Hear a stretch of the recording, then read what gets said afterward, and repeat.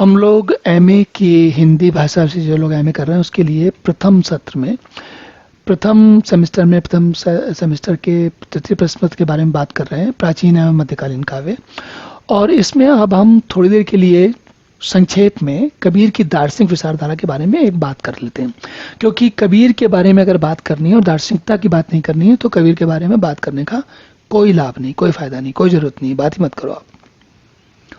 तो कहते क्या है, देखिए सबसे इसके इनके उन्होंने कई सारी बातें कही हैं। निर्गुण राम जपहु रे भाई।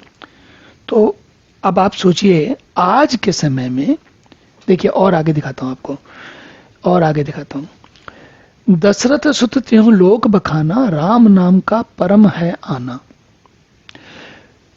क्या कहते हैं, आत्म राम अवर नहीं दूजा, और संसार ऐसा सुसिन ऐसा जीव न सुसिन समान, तू माया रघुनाथ की खेलन चंडी अहल।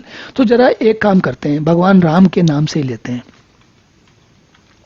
कह रहे हैं कि राम भगवान है, ठीक है, लेकिन जिनको तुम दशरथ का पुत्र जान के जिनको राम मानते हो, केवल वही राम नहीं है, बल्कि राम तो वो हैं जो निर्गुण हैं। और ये बात आज के समय में भी अगर आप कहेंगे कि राम निर्गुण है और राम अयोध्या वाले नहीं है और राम दशरथ के सुत नहीं है, तो कितना झंझट हो जाएगा आप जानते हैं, आज के समय में कोई कह दे तो। लेकिन कबीर क्या कह रहे हैं, थोड़ा उसको पहले गहराई से समझिए कि कबीर कह क्या रहे हैं।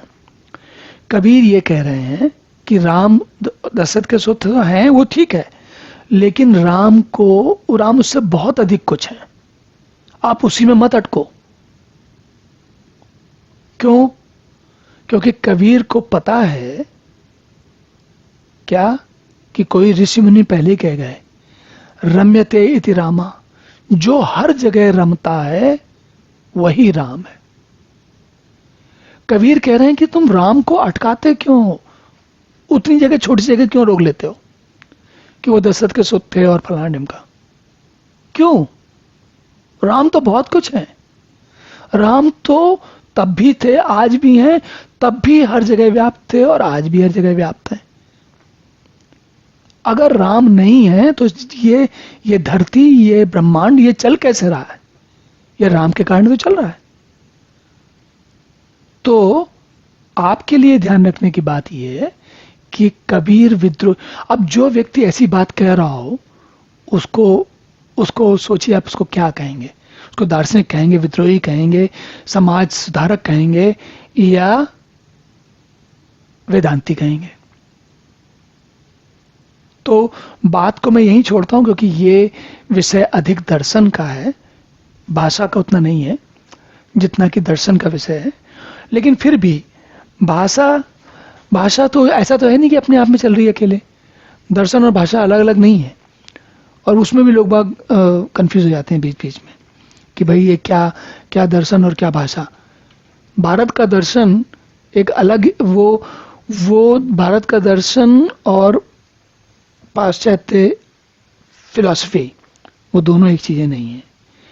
सरल शब्दों में कहें तो फिलॉसफी जो है बुद्धि का काम है, और दर्शन जो है वो जो कुछ, दर्शन मतलब दिखना, और दिखने का मतलब है जो वास्तविकता है, जो अंतिम सत्य है, उसको जानना दर्शन कहलाता है।